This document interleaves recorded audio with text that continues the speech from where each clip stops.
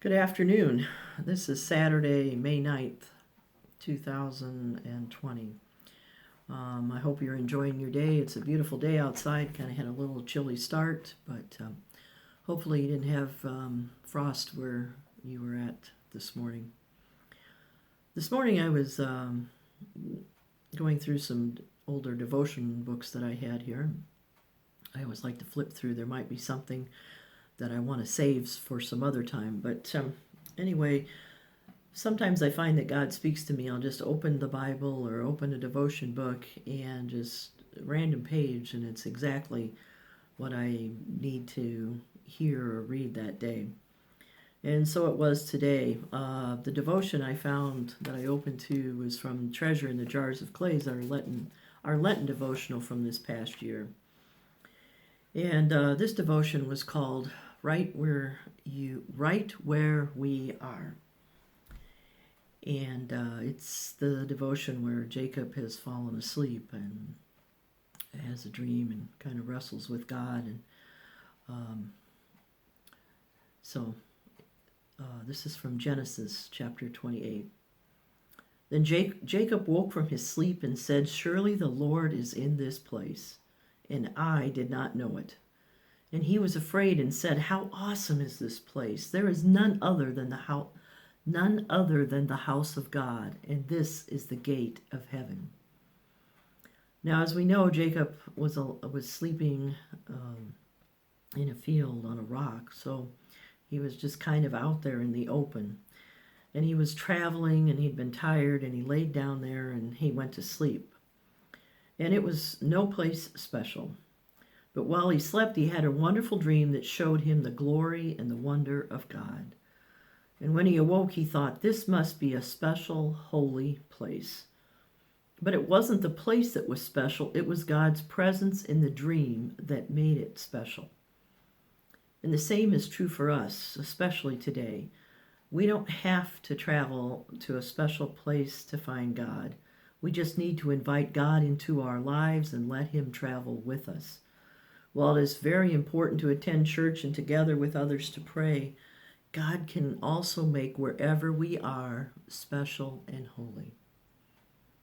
So, what is God saying to you today?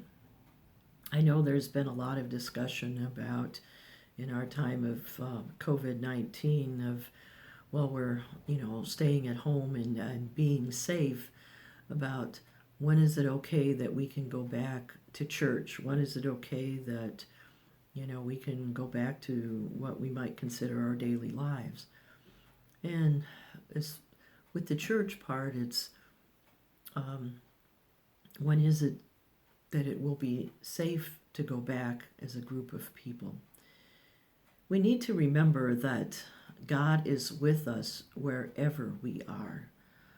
And yes, it's true the church is a building and people gather in that building to worship and be with God. But just like Jacob, he found that the place he was truly a holy place. So maybe if it's our living room or our office, or maybe if it's a nice day and we're outside and we're watching the sermon or the service online, we're still in a holy place because God is in that place. That's what makes that place special and holy. So wherever we are, and in this time we're with our families or we're alone, but we're safe. And God is still there with us. So this week, I want to kind of go back to what we did with the jars of clay, and maybe writing down, where do you feel God in this time and in this place?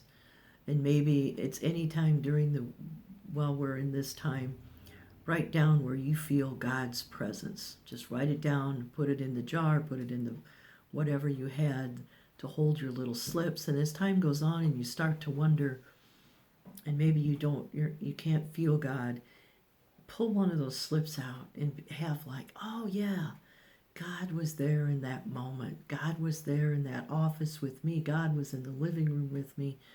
God was outside with me, but God was with me. So let us pray. Jesus, walk beside me, live in me. Help me find you today where I am. Forgive me, fill my life with everything you know I need, for that will always be enough. Amen.